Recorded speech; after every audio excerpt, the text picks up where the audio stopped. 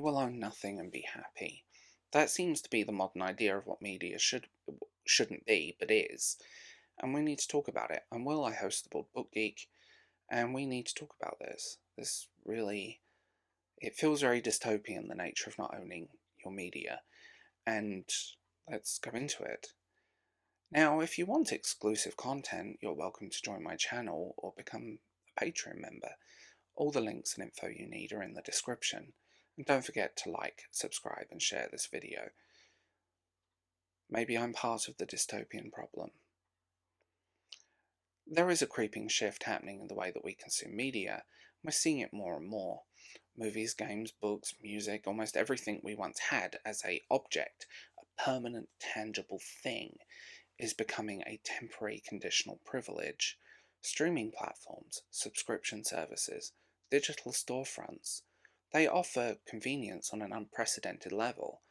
Nearly everything we want is at our fingertips, but it comes with an unsettling reality.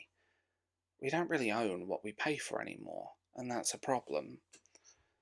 When you buy a DVD, a Blu-ray, or anything physical, a book, it's yours to keep, yours to pass down, yours to give.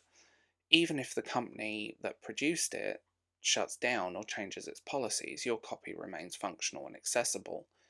However, when you purchase a digital movie or a subscription to a game service, you're not buying the content yourself, you're buying access to said content. That means that access can be revoked at any time. A studio decides to remove your favourite movie from a streaming platform, gone. A digital storefront shutters and deletes its library, tough luck.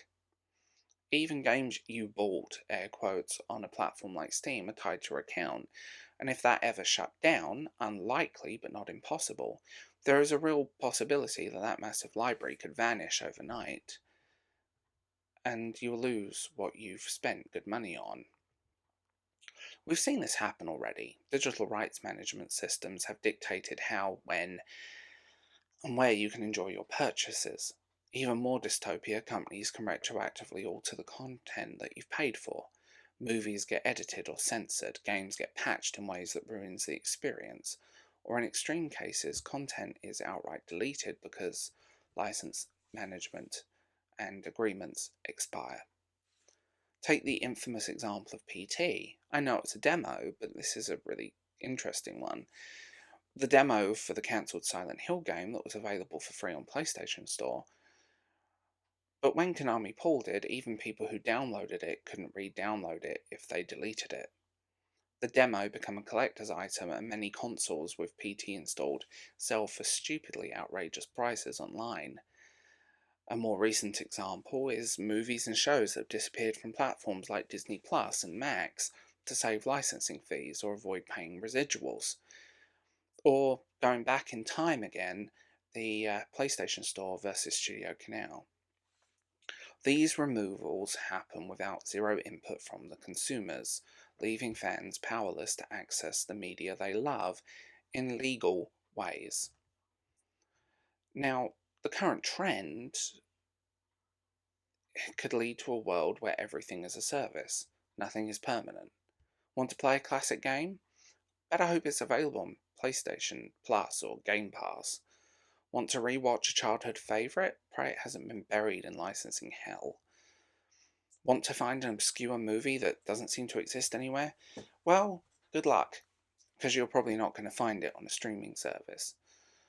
This trend feels genuinely dystopia because it hands corporations absolute power over cultural artifacts. The past, the present, and the future. Now, in the past, people could pass down books, movies, even games to the younger generation.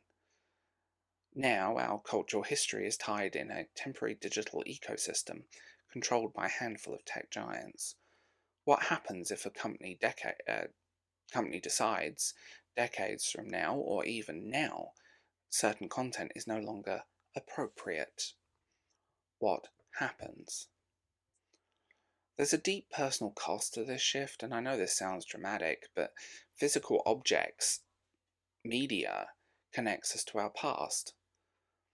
An old DVD of a childhood favourite movie, a worn out cartridge of a game you've played for hours on end. These objects are more than just media, they're memories. And when we rely entirely on digital services, we lose that permanency. The things that define our experience and identity become fleeting. You can't frame a Netflix subscription or pass down a Spotify playlist in any legal way. You're not meant to. Wink, wink, nudge, nudge. But it feels like losing a piece of what makes us human. The solution lies in pushing back against this trend by supporting physical media. If there's a movie that you love, buy a DVD or a Blu ray. Have it permanent. Have it there in your hands, tucked away in a box somewhere. But it's there.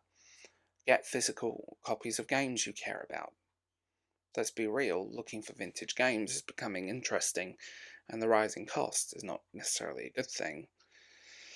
Support creators who release content without DRM.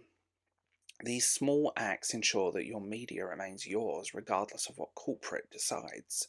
The dystopian future of media ownership isn't inevitable, but we must resist it. Owning your media means owning your memories, your culture, and your freedom. And those are worth protecting. It's worth picking up that movie that you love or book that you want to buy, not on Kindle or iBooks. It's worth it. Keep those things and keep them safe. And in an age where everything is a subscription service, or everything is this, or everything is that, maybe we need to hold on to the things that we love a little bit more.